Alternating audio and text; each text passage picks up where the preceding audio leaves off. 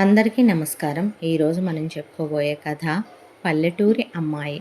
కథలోకి వెళ్ళబోయే ముందు మీరు కనుక మన ఛానల్ని ఫస్ట్ టైం చూస్తున్నట్లయితే తప్పకుండా మన ఛానల్ని లైక్ చేయండి, షేర్ చేయండి, సబ్స్క్రైబ్ చేయండి, బెల్ ఐకాన్ క్లిక్ చేసి ఆల్ అనే బటన్ని ప్రెస్ చేయడం మర్చిపోకండి. కథని ఎక్కడ స్కిప్ చేయకుండా వినండి. మరి కథలోకి వెళ్ళిపోదామా?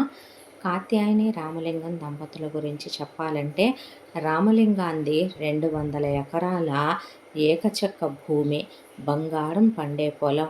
ఆ ఊళ్ళో అతిపెద్ద ఆసామి రామలింగమే. అదేమీ రామలింగం కష్టార్జితంతో సంపాదించిన సొమ్మేమీ కాదు. తాత ముత్తాతల కాలం నుంచి వేల ఎకరాల పొలాలుండి సంతానాన్ని కని అవి పంచుకుంటూ వెళ్ళి రామలింగం దగ్గరకు వచ్చేపాటికి మిగిలింది 200 ఎకరాల పొలం. రామలింగం భార్య కాత్యాయనే. ఎక్కడైనా ఎవరైనా 7 వారాల నగలు తేవటం చూసుంటారో. నాయనమ్మలే, తాతమ్మలే, ముత్తమ్మలే వాళ్ళందరూ కలిపి ఇక సంవత్సరం బాడుకి వేసుకున్నా కూడా రోజుకో వడ్డాణం పెట్టుకున్నా, రోజుకో సెట్ వేసుకున్నా తరగనన్ని నగలు ఆ రోజుల్లో కాత్యాయని గంపలకు ఎత్తుకొని తీసుకొచ్చిందే. 50 ఎకరాల పొలం స్త్రీధనంగా తెచ్చిందే. ఆ రోజుల్లో కాత్యాయనికి రామలింగం అమ్మ పెట్టిన నగల గురించి చుట్టుపక్కల 10,000 గ్రామాల వాళ్ళు చెప్పుకున్నారు. అంత బలిసిన కుటుంబం వీళ్ళదే. స్థిరచరాస్తులకి అసలు ఏ లోటు లేదో. ఇంట్లో 100 ఆవులు, 100 గేదెలు, మేకలు, గొర్రెలు, కోళ్ళు, చేపలు, రొయ్యలు, వేటికి కరువు లేని ఫ్యామిలీ. తినటానికి ఉండటానికి దున్నపోతుల్లాగా తిని తిరిగేంత ఆస్తిపాస్తులు ఉన్నాయి వీళ్ళకి. అయితే ఆ ఊరిలో ఈ రోజుకి కూడా ఛాందసవాదాలు, మూర్ఖత్వాలు, సాంప్రదాయాలు, హద్దులు, రేఖలు, గీతలు ఎక్కువ. ఆ ఊళ్ళో ముఖ్యంగా మగపిల్లలైనా ఆడపిల్లలైనా అమ్మా నాన్నలు చెప్పిన మాటే వినాలి. వాళ్ళు పెట్టిందే తినాలి. వాళ్ళు చూసిన సంబంధమే చేసుకోవాలి. వాళ్ళు చదువుకోమన్న చదువే చదువుకోవాలి.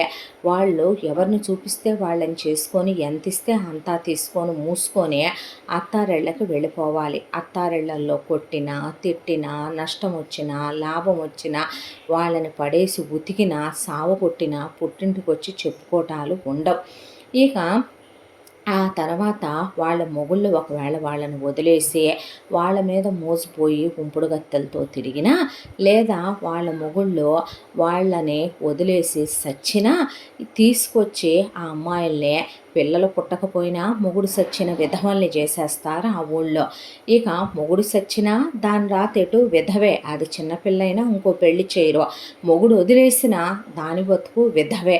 అలా ఆ ఊళ్ళో తీర్పులన్నీ భయంకరంగా ఉంటాయి. మగపిల్లల విషయంలో కూడా అలాగే ఉంటాయి వాళ్ళ తీర్పులు, తీర్మానాలు.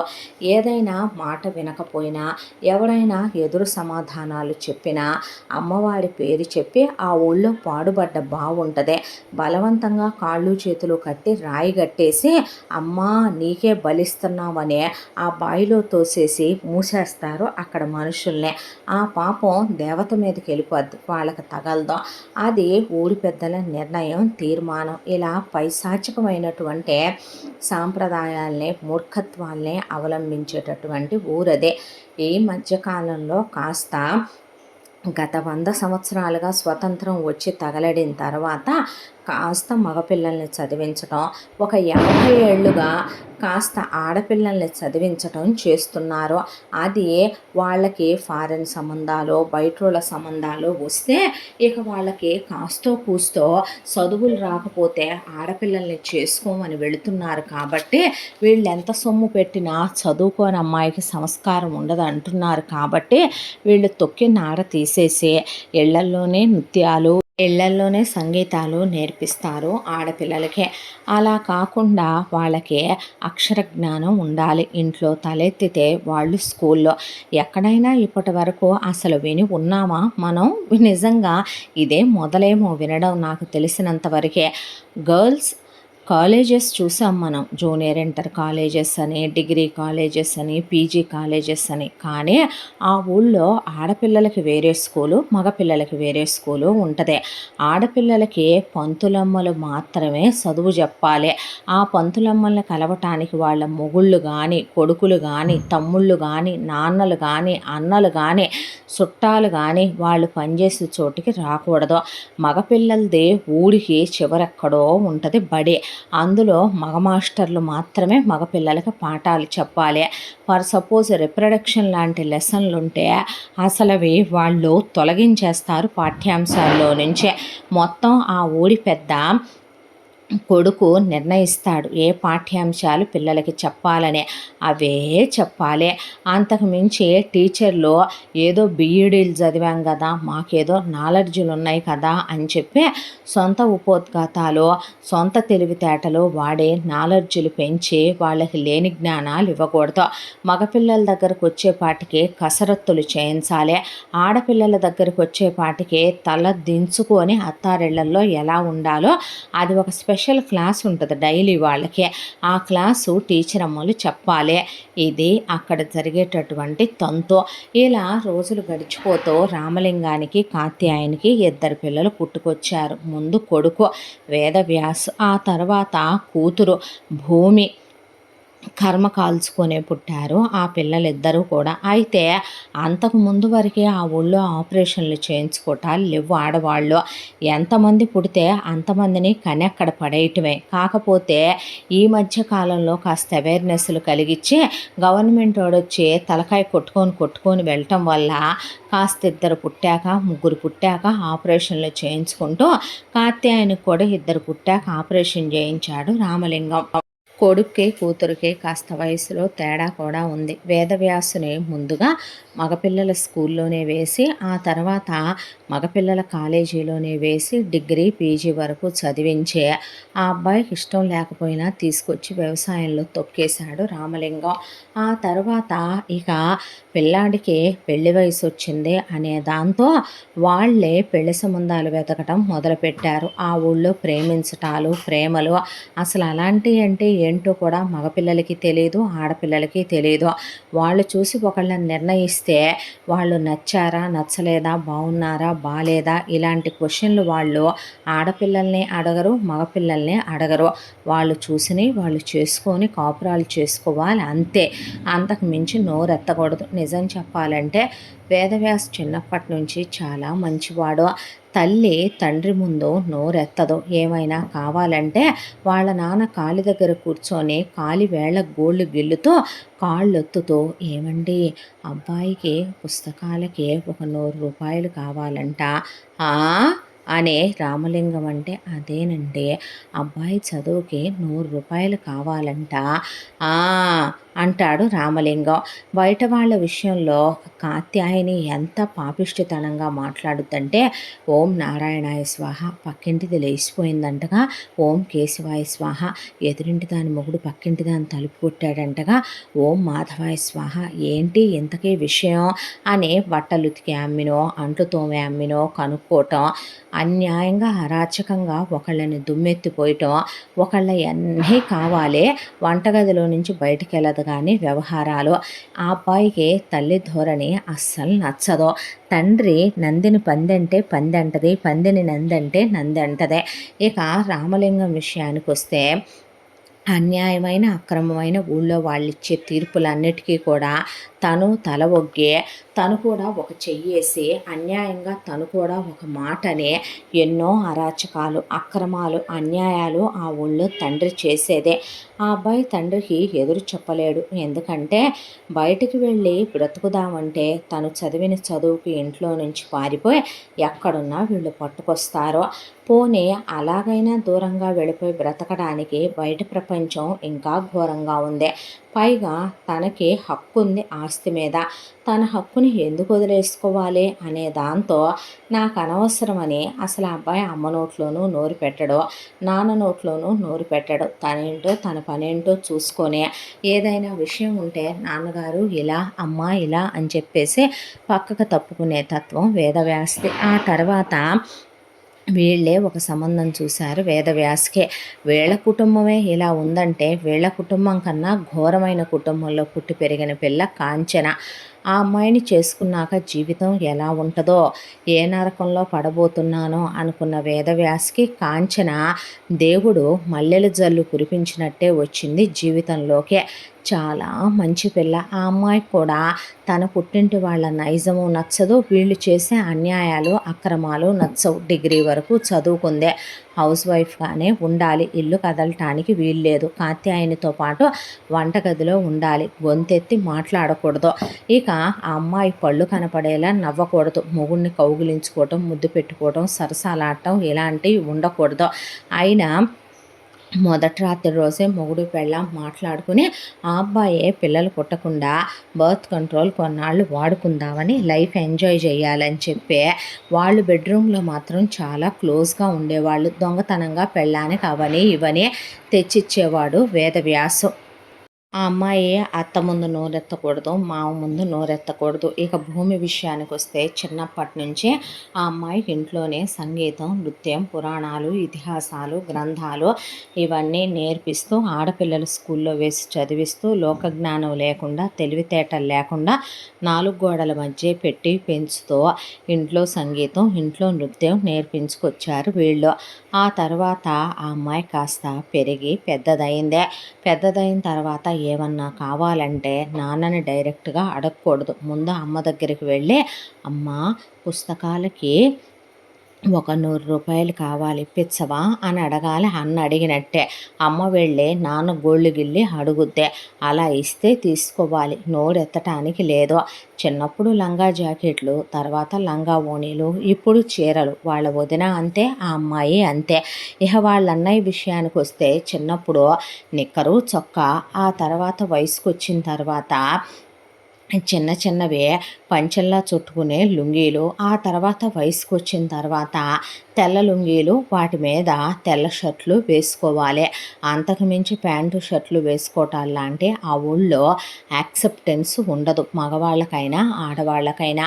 ఇలా రోజులు గడిచిపోతూ ఉండగా భూమిది డిగ్రీ కంప్లీట్ అయిపోయింది. డిగ్రీ కంప్లీట్ అయిపోయిన తర్వాత ఇంట్లో తలెత్తితే కాలేజీలో, కాలేజీలో తలెత్తితే ఇంట్లో మాత్రమే నోరు విప్పిన తల ఎత్తిన.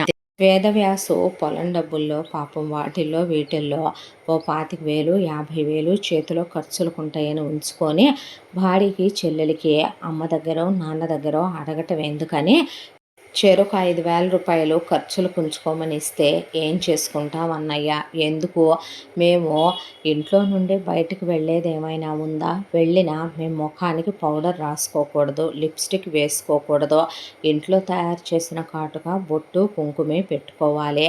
మేము చివరికి స్నానాలకి సబ్బు వాడకూడదు, సున్నిపిండే వాడాలి, తలకి కుంకుడుకాయలే వాడాలి. మాకేం ఖర్చులుంటాయి? ఒకవేళ బయటికి వెళ్ళేటప్పుడు ఏ షాపుల దగ్గరైనా ఆగటానికి ఉందా? వదిన గుడికి వెళ్ళేటప్పుడు గుడికెళ్ళి రావాల్సిందే తప్ప మధ్యలో ఎక్కడా ఆగకూడదు. నేను కాలేజీకి వెళ్ళేటప్పుడు కాలేజీకి వెళ్ళి రావటమే తప్ప మధ్యలో ఎక్కడా ఆగకూడదు. మనకి ఊరంతా చుట్టాలేగా, అందరూ ఉంటారు, ఇంటికి ఇన్ఫర్మేషన్ వచ్చుద్దే. వదిన్ని నానా మాటలు అంటది అమ్మ కనపడకుండా. అమ్మేమి ఆరళ్ళు పెట్టని అత్త కాదుగా అన్నయ్య. వదిన్ని కనపడకుండా చిత్రహింసలు పెడుతూనే ఉంటుంది అమ్మ. నాన్న కనపడకుండా వదిన్నే అంత కట్నం తెచ్చినా అన్ని నగలు తెచ్చినా అంటూనే ఉంటాడు. ఇప్పుడు నేను వదిన ఎక్కడికి వెళ్ళి కొనుక్కుంటామనే నీ పిచ్చి కాకపోతే అని భూమి అంటే, మరేమ్మ మీ అన్నయ్య అన్నీ తెలిసి కూడా అలా మాట్లాడతాడులే. అది కాదు కాంచన, ఊడుకోండి, ఎందుకు అనవసరమైన విషయాలు. మీ నాన్నతో మీ అమ్మతో పడుతోంది చాలదని మళ్ళీ ఇప్పుడు ఈ కూడానా?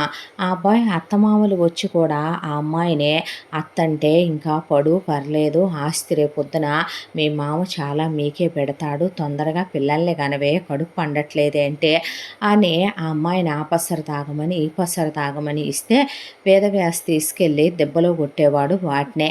ఇలా రోజులు గడిచిపోతూ ఆ ఊళ్ళో అసలు ఇంటర్లు చదివించటమే ఆడపిల్లల్ని గగనం. బలిసిన వాళ్ళ ఆడపిల్లలే డిగ్రీలు చదువుతారు. డిగ్రీ చదివిన తర్వాత ఆడపిల్లల్ని అసలు ఇక అట్టే ఇళ్లల్లో ఉంచరు. అలాంటిది భూమిది డిగ్రీ అయిపోయింది. ఇప్పుడు అది ఓ పెద్ద విచిత్రం ఆ ఊళ్ళో. వెంటనే పెళ్లి సంబంధాలు వెతికి పెళ్లి చేసి వెంటనే అమ్మాయిని అత్తారింటికి ప్యాకప్ చేసేసేయాలి. లేదంటే గనక తప్పులు చేయొచ్చు, తప్పుడు పనులు చేయొచ్చు, తప్పుడు పనులు చేయాలనే ఆలోచనలు రావచ్చు. ఆలోచన రావటం కూడా ఆ ఊళ్ళో తప్పే. దాంతో ప్రేమలు గేమలు వాళ్ళకెటు తెలిసావదు కాబట్టి, అసలు ప్రేమ అంటే ఏంటో ఎరగని జన్మలు కాబట్టి వీళ్ళే డిసైడ్ చేసి పెళ్ళిళ్ళు చేస్తారు కాబట్టి రామలింగం పొలంలో కూతురికి సంబంధాలు వెతకాలని అనుకుంటూ ఉండగా ఈలోపు ఆ ఊళ్ళోనే ఉన్న ఒక పెద్ద మనుషుల్లో ఒకడు, మా అమ్మాయికి అమెరికా సంబంధం చూసి చేశాము, మా అల్లుడు అమెరికాలో ఉంటాడు, అచ్చం మన సాంప్రదాయాలు పాటించే కుటుంబంలోకి ఇచ్చి చేశాము, అమెరికా వెళ్ళిన తర్వాత అబ్బాయి కోట్లల్లో సంపాదిస్తాడు, అలాగని మన సంస్కృతులు సాంప్రదాయాలు మన ఊరి అలవాట్లు మనం పెంచిన పద్ధతులు ఏవి దెబ్బతినివ్వకుండా అమ్మాయిని చాలా పద్ధతిగా ఉంచుతున్నాడు. అక్కడికి వెళ్ళిన తర్వాత 5 పిల్లల తల్లి కూడాను మా అమ్మాయి అని చెప్పేపాటికే మంచి చెప్పాలంటే ఇక పెళ్ళిళ్ళ పేరైలే చెప్పేది 100కి 100 అబద్ధాలు. అలాంటిదే 100కి 1,00,00,000 అబద్ధాలు చెప్పేవాడిని పట్టుకొచ్చుకున్నాడు వెతికి వెతికి రామలింగం. వేదవ్యాస విషయంలో అవసరం రాలా. ఎందుకంటే దూరపు చుట్టాలు ఎవరో చెప్పారని కాంచన సంబంధం నచ్చిందని చేసుకున్నారు. కానీ కూతురు విషయంలో అలా కాదు. కాబట్టి పెళ్ళిళ్ళ పేరయ్య వస్తే అమెరికా సంబంధం చూడు మా అమ్మాయికి అని చెప్పాడు రామలింగం. అలాగేనని పెళ్ళిళ్ళ పేరయ్య ఒక సంబంధాన్ని పట్టుకొచ్చాడు. అబ్బాయి పేరు దర్శన్, వాళ్ళ నాన్నగారు లేరని, వాళ్ళ అమ్మ పేరు దమయంతి అని, వాళ్ళు పెళ్లి చూపులకు వస్తున్నారు అని చెప్పుకొచ్చాడు. ఆ తర్వాత వీళ్ళు దిట్టంగా ఏర్పాట్లు చేసుకున్నారు. అబ్బాయి వాళ్ళ అమ్మ, అబ్బాయి వాళ్ళ వదినని 3 వచ్చారు. వస్తే వీళ్ళు కూర్చోబెట్టి వివరాలు అడిగారు. అడిగితే నాకు భర్త పోయారన్నయ్య గారు అని అసలు ఆవిడ తల మీద గుడ్డ తీయలేదు. తీయకుండా పట్టు చీర కట్టుకొని ఇన్ని నగలు వేసుకొని ఈ అమ్మాయి నా పెద్ద కొడుకు భార్య పతంగి, నా పెద్ద కొడుకు అమెరికాలో ఉంటాడు, వ్యాపారం కోట్లల్లో జరుగుతూ ఉంటుంది కాబట్టి పాపం వాడికి వచ్చే సమయం లేక వాడు రాలేకపోయాడు. వీడు మా 2వ వాడు దర్శనం, వీడు అన్నయ్యతో పాటే వ్యాపారం చేస్తాడు అమెరికాలో, మేము అక్కడే స్థిరపడిపోయి ఉన్నాం. మరే ఇక అబ్బాయి విషయానికి వస్తే పెద్ద పెద్ద చదువులు అక్కడే ఎంఎస్లు చేసి అక్కడే చాలా పెద్ద చదువు చదివి ఉన్నాడు. మా పెద్ద అబ్బాయి అలాగే చదివి ఉన్నాడు. నా పెద్ద కోడలు నాకు పెద్ద కూతురు, మీ అమ్మాయి నాకు 2వ కూతురు అన్న తర్వాత ఇక వీళ్ళ అమ్మాయి గురించి డిగ్రీ చదివిందని అది ఇది చెప్తూ మరి కట్న కానుకల విషయం అని దమయంతి పతంగి అడిగారు. అడిగితే నాకుంది 200 ఎకరాల పొలం అమ్మ, అందులో 50 ఎకరాల పొలం ఎకరం 50 లక్షలు చేసేదే నేను మా భూమికి పెడతాను. అది కాకుండా అమ్మాయికి కోట్ల రూపాయలు విలువ చేసేటటువంటి 7 వారాల నగలు, అవి కాకుండా వాళ్ళ మునిముత్తమ్మ గారి ఓ పెట్టెడు నగలున్నాయి, దానికే ఇమ్మనమందే, అవి ఇచ్చేస్తాము. వాటితో పాటు ఒక 5 కోట్ల రూపాయలు రొక్కంగా ఇచ్చి పిల్లకి ఓ 25 కేజీల వెండిస్తాము అని చెప్పుకొచ్చారు వీళ్ళు. చెప్పుకొస్తే ఆ తర్వాత అంతా బాగానే ఉంది. కానీ పొలం మీరు అమ్మాయి పేరు మీద పెడతానన్నారే, ఆ మాటే మమ్మల్ని అవమానించినట్లుగా ఉందే. ఒరే నీకు అమ్మాయి నచ్చితే నాన్న, మనం కానీ కట్నం తీసుకోకుండా గ్రామ్ బంగారం తీసుకోకుండా అమ్మాయిని మనమే ఎదురిచ్చి పెళ్లి ఖర్చులు పెట్టుకొని చేసుకొని అమెరికా తీసుకెళ్దాం, నీకు నచ్చిందా అని అడిగింది దమయంతి దర్శన్నే. ఓ చాలా నచ్చిందమ్మా తను నాకు అన్నాడు. భూమిని అతను నచ్చాడా అనే నాన్న అడగడేంటి, పైశాచికపు వెదవ వీడు అనకూడదులే, కానీ నాదంటే కాంచన విషయంలో ఏదో అది నా జీవితంలోకి నవ్వులు పోయించడానికి వచ్చింది, అయిపోయింది. అమెరికా సంబంధం అంటే వాడు ఎలాంటోడో ఏంటో అడగను కూడా అడగడేంటి అన్నాక అన్న వదినలో ఆ అమ్మాయి వైపే చూస్తుంటే పాపం తలదించుకొని కూర్చుంది. అయ్యో చెల్లెమ్మ అంత మాట అంటావేంటమ్మా, అయ్యో వదిన గారు అదేం మాటండి, మీరు కట్నం లేకుండా చేసుకునేంత పెద్ద హృదయం మీకున్నా మాకేం తక్కువ, తరతరాల నుంచి వస్తున్న పొలము, నగలు, డబ్బు అవి మీకు మీ చేతిలో పెట్టాలి అంతే కదా. నిశ్చయితాంబూలాలు అయిపోగానే పొలం అబ్బాయి పేరు మీద రిజిస్టర్ చేయించిస్తాను. సరేనా? క్యాష్ 5 కోట్లు, బంగారం పెళ్లిలో మీ హ్యాండ్ ఓవర్ చేస్తాను. సరేనా అమ్మ అన్నాడు రామలింగం. అన్న తర్వాత అలాగేనని మీ ఇంట్లోనే మాకు విడిదివ్వగలరా అని అడిగింది దమయంతి. ఎందుకు ఇవ్వమమ్మా అంటే, ఏమీ లేదన్నయ్య గారు, ఎక్కువ టైం లేదు, అబ్బాయి వాళ్ళకేమో అక్కడ విపరీతమైన వర్క్ బిజీ కాబట్టి పెద్దబ్బాయి రావటం కుదరదన్నాడు. చిన్నబ్బాయి మెయిల్ పెట్టాడు కాబట్టి మీరే ఇక్కడ గుళ్ళోనే, వీళ్ళందరూ మా వాళ్ళు కాదా, మా చుట్టాలు కాదా, మా వాళ్ళెవరు ఇండియాలో లేరు, అందరూ యూరప్లో, జర్మనీలో, జపాన్లో, చైనాలో, ఆస్ట్రేలియాలో అందరూ కూడా ఫారిన్ కంట్రీల్లో సెటిల్ అయిపోయారు. వాళ్ళు రావటం, సెలవులు దొరకటం ఇవన్నీ అయ్యేపాటికే శుభముహూర్తాలు కాస్త అయిపోతాయి. అక్కడికి వెళ్ళాక మేము ఘనంగా రిసెప్షన్ ఏర్పాట్లు చేస్తానన్నాడు మా పెద్దబ్బాయి. మా కోడల్ని తీసుకెళ్ళాక మేము అక్కడ ఎటు సత్యనారాయణ వ్రతం చేయించుకోవాలి కదా, అక్కడే రిసెప్షన్ కూడా పెట్టుకుంటాము. ఆ ఎంగేజ్మెంటు పెళ్ళేదో ఓ 15 రోజుల్లో కానిచ్చేయండి అన్నయ్య అంది దమయంతి. అలాగేనమ్మా అని వీళ్ళింట్లోనే విడిదిచ్చారు. ఇచ్చిన తర్వాత వెంటనే తెల్లాడేసరికి గుళ్ళో ఎంగేజ్మెంట్ ఏర్పాట్లు అయిపోయిన తర్వాత ఊళ్ళో ఉన్న అమ్మలక్కలంతా కలిసి వీళ్ళని ఆడపిల్లకి పెళ్ళికి నగలేమీ మీరు పెట్టరండి అని అడిగితే, అయ్యో ఎందుకు పెట్టాం, కాకపోతే పెళ్లి నగలకి ఊడి పొలిమేరలు దాటించి అమ్మాయిని తీసుకెళ్ళే అలవాటు లేదు మాకు, మేము వెళ్ళి రావచ్చా అంటే భేషుగ్గా అన్నారు వీళ్ళు. అనేసరికి వెళ్ళి చక్కగా నగలు ఒక పెద్ద బాక్స్ కొనుక్కొచ్చి వీళ్ళ ముందు అన్నిటినీ పరిచారు వాళ్ళు. పరిస్తే, నువ్వు చాలా లక్కీ తెలుసా అత్తయ్య, ఒక విషయం చెప్పాలంటే కొడుకుల్నే ఒక మాట అంటదేమో కానీ మన్నంటే కోడళ్ళని ఒక్క మాట కూడా అనదు, అననివ్వదు. ఆడపిల్లలు లేరని అత్తయ్యకి ఎంత ఇష్టమో కోడళ్ళంటే అంది పెద్ద కోడలు పతంగి. ఆ మాటకి నవ్వుకుంటూ, వీటన్నిటి నిండా రాళ్ళున్నాయే అన్నారు కాత్యాయని వాళ్ళు. అంటే రాళ్ళు కావమ్మా, డైమండ్స్, ఎమరాల్డ్స్, రూబీస్, సఫైర్స్. ఎవరి కోసం మా కొడుకులు అన్ని కోట్లు సంపాదించేదే, మా ఆయన ఎవరి కోసం అంతా సంపాదించేసిందే, నా కొడుకుల కోసం, నా కోడళ్ళ కోసం కాదా, అమ్మాయి కాకపోతే ఎవరేసుకొని అనుభవిస్తారంట అని చెప్పి ఖరీదైన పట్టు చీరలు కూడా తెచ్చామని ఒక 4 బ్యాగులు అక్కడ పెట్టారు.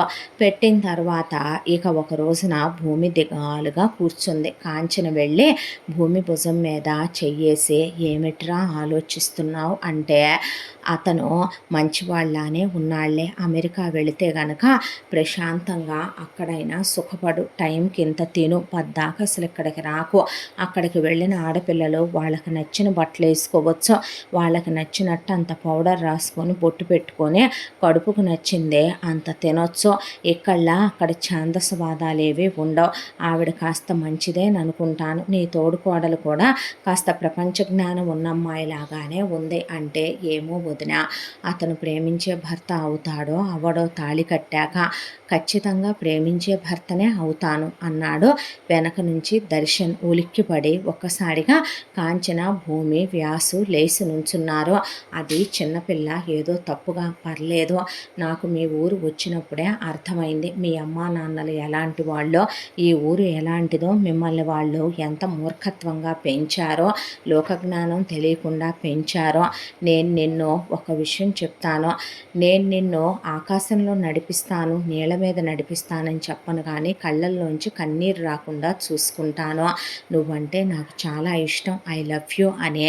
ఇక అమ్మాయి చేతులు పట్టుకుంటే ఆ అమ్మాయి సిగ్గుతో లోపలికి వెళ్ళిపోయిందే.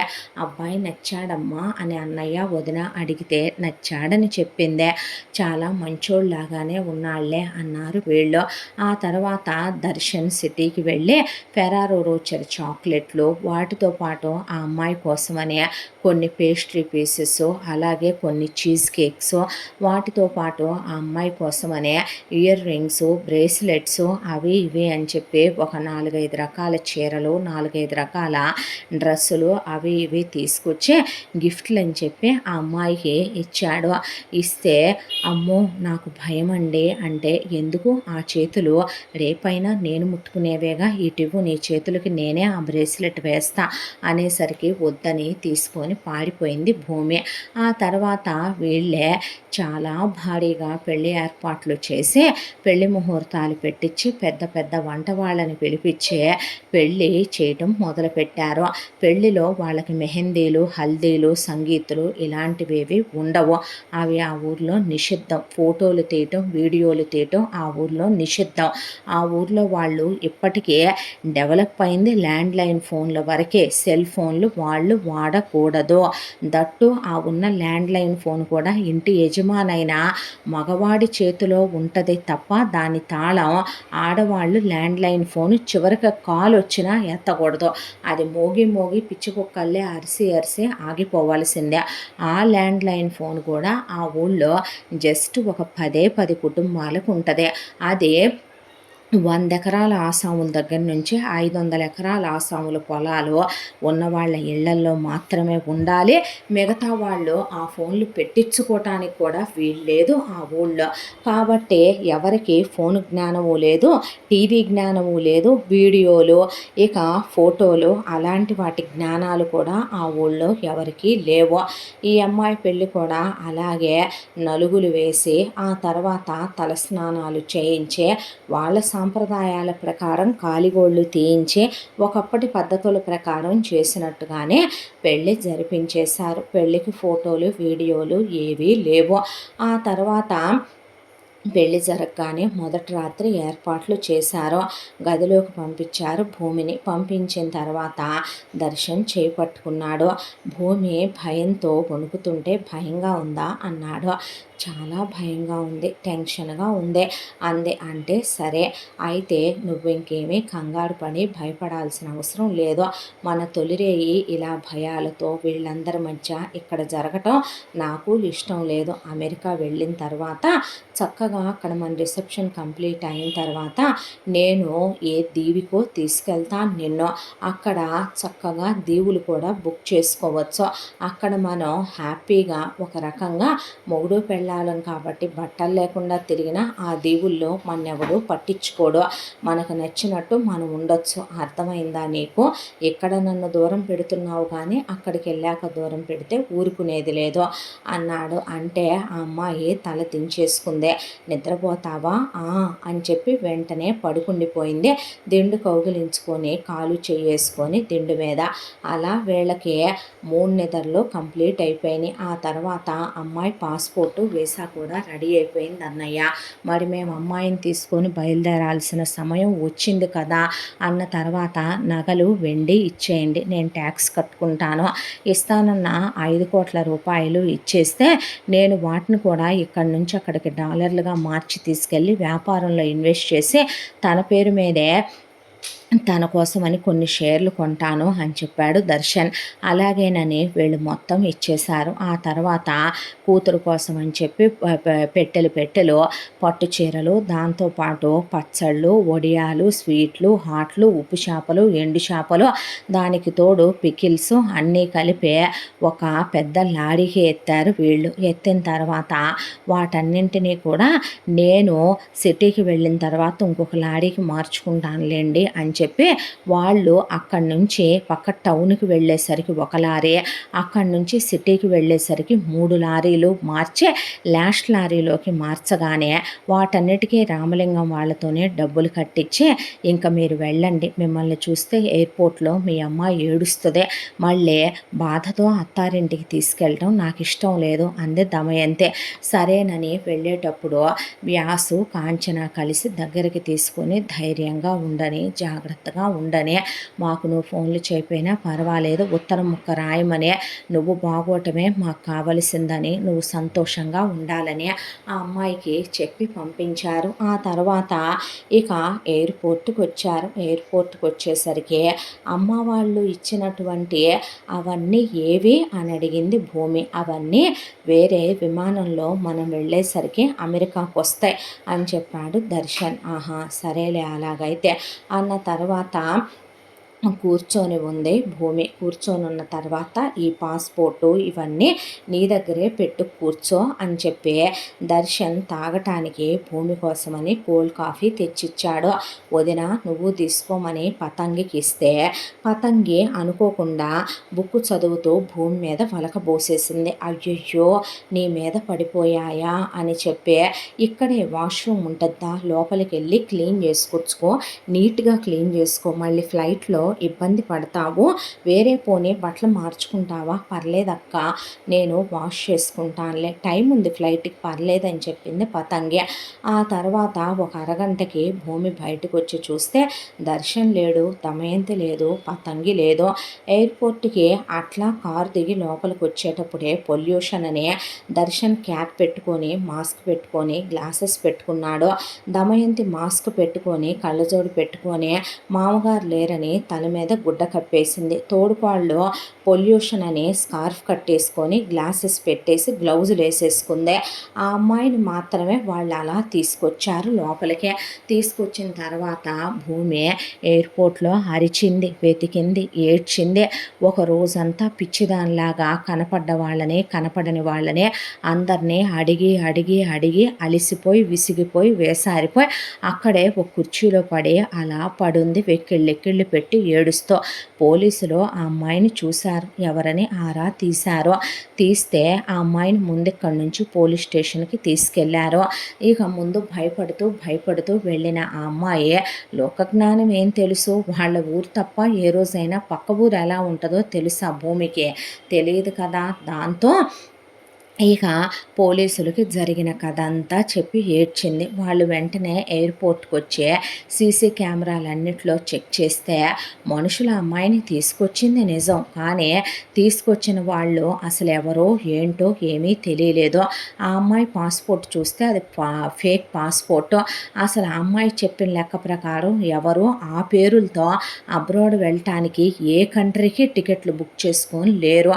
ఆ అమ్మాయికి అసలు ఏమీ అర్థం కాలేదో, తల ముద్దబారిపోయింది. ఇంకా ఇక్కడ ఉండటం కరెక్ట్ కాదమ్మా, మీ పుట్టింటికి తీసుకెళ్ళి వదిలిపెడతాం, మీ ఊరేది అని అడిగితే చెప్పింది. చెప్తే తీసుకెళ్ళి కాత్యాయని రామలింగానికి ఊళ్ళో పెద్ద మనుషులకి ఇలా జరిగిందండి, మరి మీ అమ్మాయి లైఫ్ గురించి మీరు ఆలోచించుకోవాలి కదా అని చెప్పి భూమిని అక్కడ దించేసి జాగ్రత్త అని చెప్పి పోలీసులు వెళ్ళిపోయి అసలు ఇలాంటి వెధవల్ని నమ్మకూడదు, ఇలాంటి వెధవలు అన్యాయంగా ఆడపిల్లల గొంతులు కోసేస్తున్నారు, ఎంత ఇచ్చారో అని అడిగారు. వెళ్ళేటప్పుడు పోలీసులు ఇలా 50 ఎకరాల పొలం, ఎకరం 50 లక్షలది పెట్టాము, ఇలా నగలు పెట్టాము, డబ్బు ఇచ్చాము, వెండిచ్చాము, ఇలా లగేజీలు అవన్నీ ఇచ్చాము అని చెప్తే ఆ మాటకి ఆ లగేజీలు ఎప్పుడో తారుమారై ఉంటాయి, అది వేరే విషయం, నగలు డబ్బు తీసుకొని ఆల్రెడీ వాళ్ళు ఎస్కేప్ అయిపోయారు, ఆ పొలం కూడా ఉందో ఊడిందో కనుక్కోండి అని చెప్పి పోలీసులు వెళ్ళిపోయారు.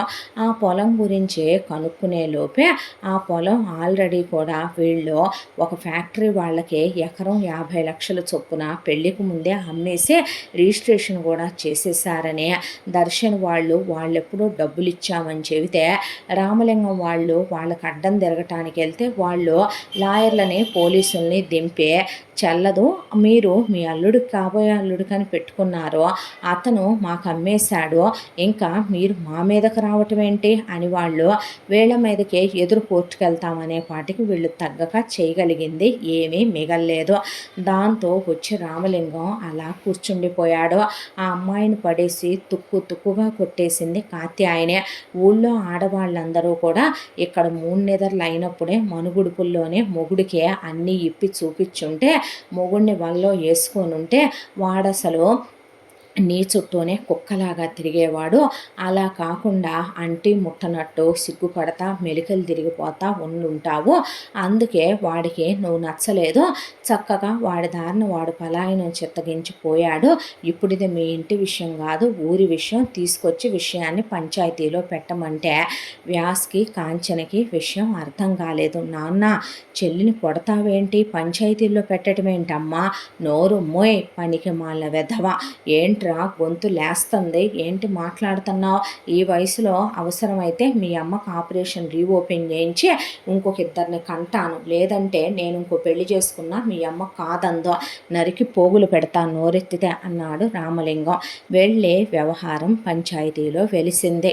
పంచాయతీ పెద్దలందరూ కలిసి అక్కడికి అంజనం వేసే ఆవిడ్ని పిలిపించారు. ఊగిపోతూ జుట్టెర పోసుకొని వేపాకులు నవిలేసి పూనకం వచ్చినట్టు కాసేపు ఊగిపోయి ఏవేవో ఇక బూతులో మాట్లాడిందో, సంస్కృతంలో మంత్రాలే చదివిందో, లేదంటే గనక అమ్మ పలుకు జగదంబు పలుకు అనే చెప్పిందో, ఏం చేసిందో కానీ ఫైనల్కి ఇక మొత్తానికి తేల్చిన విషయం ఏంటంటే దీనికి మొగుడిని కొంగు కట్టేసుకోవటం రాలేదు అహో, అందుకే దీని మొగుడు అలా వెళ్ళిపోయాడు అహో, ఇది మొగుడుండగానే ఇక తిరిగి పుట్టింటికి చేరుకుంది కాబట్టి ఇది రేపొద్దున ఎవరి కంట్లో పడకుండా, దీనికి ఎవడి మీద మనసు పుట్టకుండా ఉండాలంటే ఇంతకుముందు ఇన్ని సంవత్సరాలుగా మనం 5 ఏళ్ల పిల్లలకి, 3 ఏళ్ల పిల్లలకి, 10 ఏళ్ల పిల్లలకి ఎవరికి పెళ్ళిళ్ళు చేసి మొగుళ్ళు చచ్చినా, మొగుళ్ళు వదిలేసినా, పెళ్ళిళ్ళై 10 మంది పిల్లలు ఉన్న వాళ్ళకి మొగుళ్ళు మోజు తీరిపోయిందని వెళ్ళిపోయినా ఎలా ఎదవరాళ్ళని చేసి పుట్టింట్లో ఒక గదిలో కూర్చోబెట్టి గుండు కొట్టించి తెల్లగుడ్లు కట్టించి